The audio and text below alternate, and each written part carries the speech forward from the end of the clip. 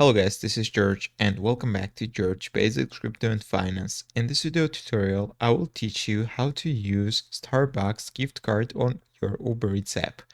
So first of all, you need to open the Uber Eats. Then you need to click account on the bottom right menu and go to the wallet. Now you need to scroll down until you will see add voucher code.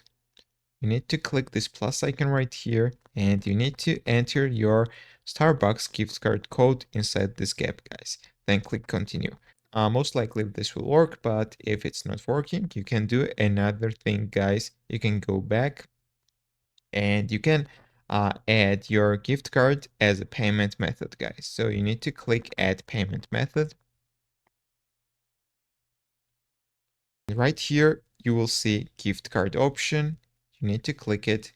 And right here, you need to enter your Starbucks gift card code inside this gap, guys. And once you will enter it, then you need to click the save button. So most likely, this will help you and you will add your gift card to your Uber Eats account. That's all I want to show you. If this video was helpful for you, don't forget to click the like buttons and don't forget to subscribe.